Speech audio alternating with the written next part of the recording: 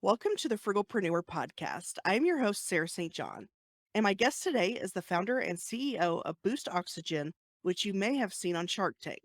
Welcome to the show, Rob Neuner. Thanks for having me, Sarah. Pleased to be here. I'm so excited to have you on. You're the first person I've had on who's been on Shark Tank, so I'm obviously curious about that whole experience and everything. But I guess first, maybe kind of go into your history or background, how you even got the idea for Boost Oxygen. And Back in 2007, I used to import beer and distribute beer from the Czech Republic. And I sold that in 2007 and not enough to retire on. So I had a dinner with a friend of mine and he suggested oxygen cans. They were over in Germany and the Czech Republic. So we were talking and I said, yeah, I've seen them in Prague and I'd seen them in Aachen. And so his family was still connected with the Precision Valve, these industrial aerosol valve company. And so I spoke with his father. He was like a second father to me. And he sort of took me by the hand and led me to the valve manufacturers, can manufacturers, the oxygen fillers, the contract manufacturers, everybody. And we just tested it. And it was something that I didn't go all in on. I wasn't sure about the legitimacy of the category because no one else was really doing it here in the United States. And if no one else is doing it, then, you wonder if there's a reason. So we stuck our toe into it a little bit and we went further and further. And year after year, we grew and grew and stayed profitable. And, we are where we are today. It's, we're doing over 3 million cans a year. wow. So, okay, so you started in '07, and then what year was it that you were on Shark Tank? It was just like a couple years ago? Yeah, 2019, which seems like it was yesterday. We went back on for one of those reboots in 2020, late 2020, one of those check-ins. We were on, and it was quite the experience. I remember I was actually in the Rocky Mountains in Colorado in, let's see, I guess that would have been June or July of 2019. When did your episode air? It must have been after that. Yeah, October of 2019. Okay. Because I remember thinking, man, I wish I had some sort of oxygen thing because I was getting out of breath at the high Yeah, altitudes. yeah, And then your episode was on a few months later, and I was like, "Ugh, if only I had known about this like 3 months ago, you know?" yeah, yeah. No, we're fairly ubiquitous actually in the Rocky Mountains. So if you'd gone to a city market or Kroger or a lot of Dick's Sporting Goods, we're all over the place. But people have to sort of know what they're looking for. And where did you go? Went to Rocky Mountain National Park. That's Actually, you know what? beautiful. Yeah, you know what? Now that I think about it, we were in a gift shop in there, Yeah, and I yeah. wanna say, actually, maybe it was in there because maybe that's where I got the idea. I was like Right. like, "Oh, I wish I had had this because we Yeah, were pretty much wrapping the trip up." But anyway, so it's maybe beautiful. I did see it actually, It now looks that like you did. People see it's ubiquitous. So when people are like, oh, I should have thought of that, or they just think of an oxygen can because they had seen it wherever they were. But yeah, we are at the Rocky Mountain National Park gift shops and all over the place. So it's beautiful out there. I love it. do you find that, or do you know if most of the people who use it are using it for being in high altitudes, or if it's more like athletes and whatnot? Yeah, so that's a really interesting question. I get that all the time. When we started and we were sort of growing, our first big account was Sports Authority. And when we made the product as a former football player, I'd seen people using oxygen on the sidelines. So it was like, oh, this is great. So we're going to use this for sports. And people even have people using it for leg lifts. Arnold Schwarzenegger used to use oxygen when he used to do leg days. So we were promoting it for sports. So Sports Authority, they did a great job with us. If they were still in business, though, they were doing a good job. But they gave us the data as to where they were selling. And other stores were selling actually pretty well. The best selling stores by far were the ones up in Colorado, and Westvale. So we went there and said, hey, we're supposed to do the store managers at those two locations. And they said, yeah, people are coming in here and buying it for the altitude. So, we did a little bit more research and decided, okay, well, the altitude, and obviously people are hypoxic. And when they go to the altitude, they automatically feel it and they automatically see that having more oxygen is beneficial.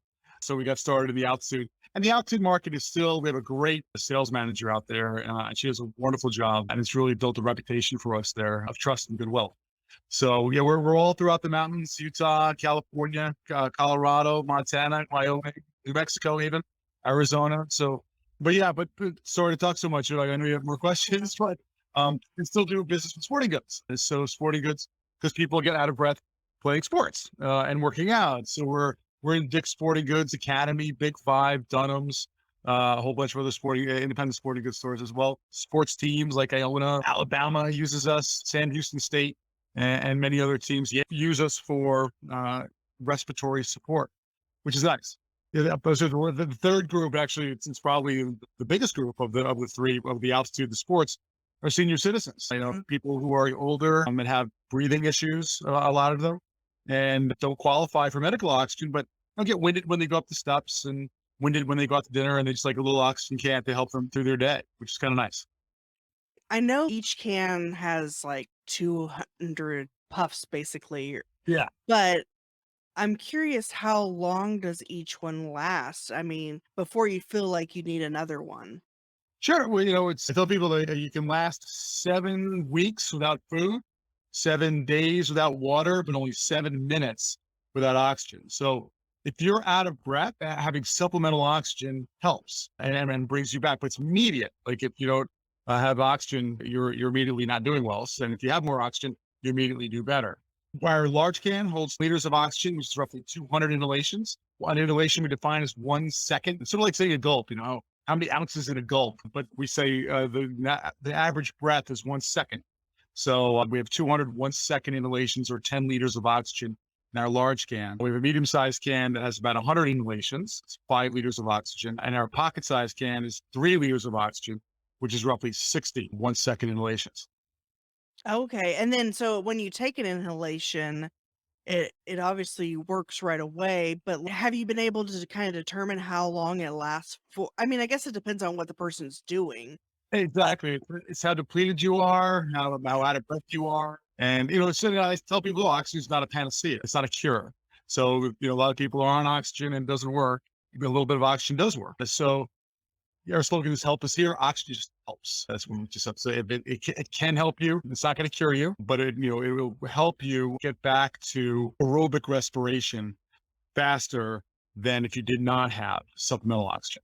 So that's how it kind of works. Some people like, and I go to Colorado and place out in Breckenridge, 10,000 feet above sea level. I'll go through 3 cans in Mm. 2 days, the large. Oh, Uh, wow. and other people, only do a can. Some people just use the pocket sized can when they get winded up at the top of the mountain. So it's all personal preference. And if you're breathing heavily or you're out of breath and want to catch your breath, it's all what works for you. Do you know if anyone used it during COVID, like if they had difficulty breathing as one of their symptoms? Yeah, so people did it. A lot of people did actually. So there was an oxygen shortage when COVID first came out, and the first thing people were receiving going to the hospital, unfortunately, was oxygen because they were depleted. The COVID was attacking the respiratory system. So there were articles published, and there's huge oxygen shortages, and we got caught up in that where people sort of bought us out in the first 2 days of Mhm. the pandemic. And there was gouging, which we really tried to crack down on. And we were able to reload pretty quickly, keep the flow going. We had great contracts with an oxygen supply who kept us stocked. We do all, well, not all, but most of our filling right in house. So we were able to get the bulk supply of oxygen to put into the smaller canisters to keep providing to people who wanted it. But yeah, COVID was a very difficult, stressful time for all of us. And because, again, with the restrictions of people coming in and are able to deliver the product, and we were deemed essential. But so it was a very interesting time. But we did help a lot of people and had a lot of great comments online about that. Yeah, and I was thinking, it would be nice to have a can ready to go for like the next time I go to Colorado or wherever. But I was reading on your website that you can't take it on a plane even as a checked item. Yeah, it's a pressurized gas. Like hairspray or well, a lot of sunscreens are pressurized. So you can't take it. It's just a TSA regulation. They make the rules. We don't. We've been at the top of Mount Kilimanjaro. We've been to the base camp at Mount Everest, 18,000 feet. So our cans have been tested to go at very, very high altitudes without expanding and failing. Okay, so yeah, if someone's wanting to get it for a trip, they just have to wait till they get there and Yeah. go to are you in airports like in Colorado? Right outside the airports, a lot of the hotels have us. Many of the hotels have us, and a lot of the convenience stores have us, and like sporting goods and gift shops and that type of thing. Okay. So I'll keep that in mind next time. Yeah, you Uh, can go to any Kroger or King Supers out in Colorado.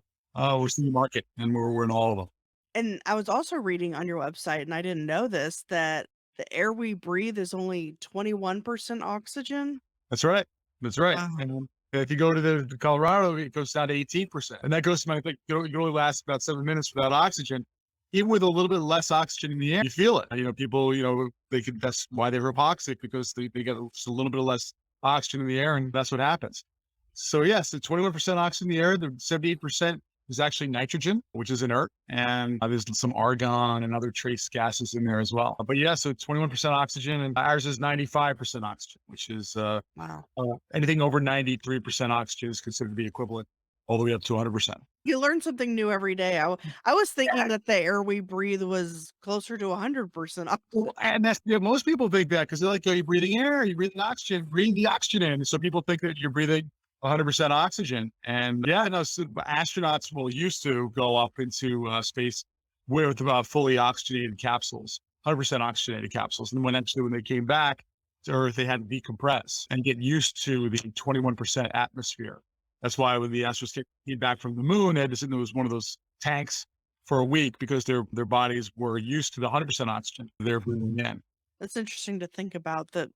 Yeah, like they go into space and you would think, well, I mean, obviously there's no oxygen out there, but they're wearing those masks or whatever, those Right. tanks.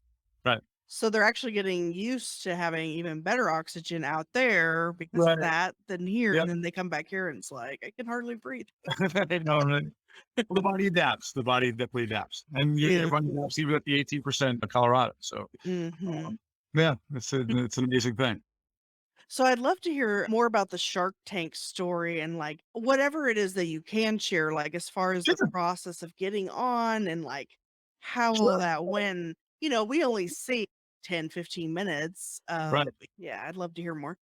Yeah, so they contacted us. Funny enough, the Mm. producer called me, and I didn't recognize the name. I thought it was kind of a scam, because we feel a Shark Tank, and I'm like, okay. I looked him up, and it was the real producer of Shark Tank, and he said, they a few products out there, a few companies they sort of look at and identifies. I think this would be a really kind of interesting thing for the sharks to take a look at. So he said, yeah, I had to still apply and be accepted, and there's a debate as to whether or not we wanted to do that, because again, they can make you look really good. They can make you look really bad. And, we felt very confident though in our product and our mission that we thought that it would be a good for the promotion of the company, an educational process for the people out there to learn about us.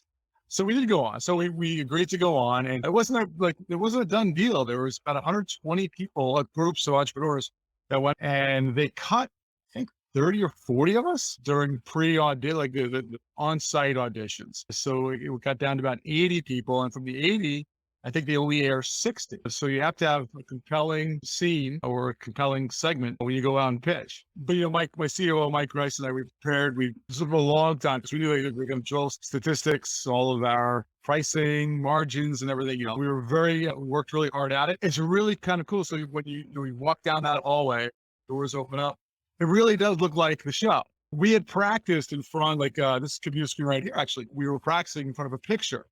I had Mark Cuban, I had Barbara Corcoran, I had Kevin O'Leary, Lori, and actually it was Robert on my screen. I was practiced in front of the screen to sort of get used to what they might ask and how I'd react. So when you walk through those doors and the cameras all around, the lights are all out, they're all sitting, it seemed almost surreal, like I was still practicing in front of my screen. So it came across as very natural, which is great. So I'd highly recommend if any other people go into Shark Tank to do that because it makes you feel more comfortable in front of that sort of pressure situation. But they were great. They asked really tough questions. We were up there for about an hour, and they were, a lot of it got cut. I think the segment before us, they wanted to extend. It was more of a special interest story, and so we kind of got condensed into about 7 minutes. But we got our information out. We got a great deal with Kevin O'Leary. He's been fantastic. He's been an advocate, promoter, a mentor, connects us with great buyers and other influencers. So he's been great. And so there was, all in all, it was a great experience. And it was funny too, because when we agreed to the deal with Kevin, he came up to shake our hands. And it was the most shocking thing because he kind of broke that fourth wall. In my mind, I was presenting in front of a TV screen. And then when he shook my hands, like, so that was a really kind of cool experience. And, Mike and I were exhausted afterwards because we had so much pent up adrenaline go into it. But it was fun. It was really fun. Wow. So, I think sometimes they make him come across as, I don't know what the word would be, but I imagine he's actually pretty pleasant, it sounds like, to work. Yeah, no, he can be surly. Like, he definitely be surly. He asks pointed questions, and he doesn't mess around. Like, he gets right to the point. Mhm. His time is money, and he doesn't want to be bamboozled. So, yeah, no. So Mark Cuban was definitely interested. Barbara wasn't. I mean, I thought Barbara, like I really respect Barbara. I know her story. I worked hard to convince her because she had used the product for it and she had seen it and she had benefited from it. And her husband benefited from it, but she was not to be convinced. Kevin was saw the benefit immediately, and Lori did too. And I thought Lori was going to get into about dating more with Kevin, but I think she recognized that Kevin really wanted it. So, and Rohan was the other shark, and Mhm. he never really was engaged at all, even during the give and take. So I know he wasn't a potential. So we were very happy with what happened. But yeah, Kevin, he's a good guy. I met him after that a few times, and he wants us to do well. To prove him right. But he wants us to do well, and it's great to work with. So how often do you get to speak with him? Like, I mean, obviously not always in person. It's every 2 or 3 months. He has Okay. my number, I have his number, and he actually, well, many times I don't go directly to him because he's super busy. He's all over the world too, so I go directly to his team. But Mm. his team, has a direct conduit to him, and he's always available. We don't really like. It's me asking him to do things. He doesn't really ask us to do anything. So like, I'll ask him to do a radio commercial or do a TV spot or do a QVC spot, and he's always more than happy and willing. He's great. I've heard the deal that y'all agree on the show isn't necessarily always Right, what ends up happening right, after. right, What right. was So your situation? yeah, no, our hours changed a Oh. lot. Because, again, we didn't need the money. We still didn't. And if you take a loan from someone, it's just a cost in terms of debt service. Mm. So we wound up doing a little bit of a different deal than that loan. And so, but yeah, it's I can't disclose. It did change a little bit. Good for him and good for us. It was a mutually beneficial agreement in line with the breadth of what we agreed to on the show. So, how much did your sales increase after that show? Well, we had a huge blip. Then for a couple of days after the show, our sales increased 100%. It came down, but it probably we probably get a sustainable 25 jump from it, and that continued on. So our curve goes up, and then we had a blip. It went up that those 2 days, came down, and then but it jumped up about 25 and continued on from there. And the bigger jump was COVID. The COVID we Mhm. dropped 1,000% that those few days, and we ran out. But then with the education, we had a 50% increase. So, yeah, a combination of the two. I think Mhm. it's been beneficial for people who use us. And I think when you came onto the show, you had, what was it, 6,000,000 in sales? I think. Yeah, yeah, So what are you out now? I'm just curious. yeah. So we're at 17 million last year, up another 50% to date this year. So Well, so for anyone who's interested in being on Shark Tank, aside from, practicing in front of a computer with their faces and whatnot, do you have any other kind of tips or ways they can prepare? know your numbers, know your product, be able to defend your idea, show some sales. You got to show sales. You got to show proof of concept. You have to know how much. Well, although it was kind of a funny question, they asked us what our customer acquisition cost is, and I kind of pushed back on that. Like it costs us nothing sometimes to get a customer, and sometimes it can cost $100 to get a customer. And how do you find an average? It's crazy. But yeah, just know all of your gross margin, your cash flow, your burn rate, how much money you need to take in, how you're going to service that debt, and you have to be really prepared as to every single facet of the business. Because if you're not, they kind of see through that and they'll destroy you. So Mhm. uh, I would say just be very, very prepared. Know your product or service, and be prepared to defend it with your life. I think one last question I have. Do you think now I don't know if Kevin O'Leary, I think he does do podcasts, guest episodes sometimes. Do you think he'd ever be interested in coming on a small show like this? Maybe I could ask. I could put you in touch with her with his team. Oh, Absolutely. that would be awesome. I would appreciate so much because I would love to talk to him about, because there's a lot of things on the show that different terms and just I don't know. I would just love to talk about his story and Oh everything. yeah, he's a brilliant financial guy. All about the markets. He's a savvy investor. He has a lot to say. He's on MSNBC. He's got that Money Court that's on MSNBC as well. And he's a bright, articulate, engaging person. So I think he'd be a great guest for you. Awesome. Well, I would appreciate, and he can always say no, that's fine, but That's right. that would Yeah. be awesome to at least have him even know about the show and consider it. That would be He's an entrepreneur himself. He had a software offering that he bootstrapped as well. yeah, Uh, so we could talk and about that even. exactly. And he's a self-made person. So yeah. Wow, awesome. Well, I really appreciate your time today. And was there anything else that you wanted to touch on maybe that we hadn't? No, not really. I always appreciate when people want to ask about the story and learn about it. From the frugal nature, like the saying we do right. I started with very, very little money and Mm, grew very, very slowly. And surely we've always been profitable every single year we've been in business. But sometimes the profit wasn't that much. But, we bootstrapped it in Bridgeport, Connecticut, in some really interesting neighborhoods to be able to afford rent, and met a lot of great people along the way, and a lot of supportive people. It's been a great journey. awesome. Well, I really appreciate it. If people want to check it out, it's boostoxygen.com. I'll also have show notes with like, the Shark Tank episode at thesarahstjohn.com/boost. Well, thank you so much for your time today.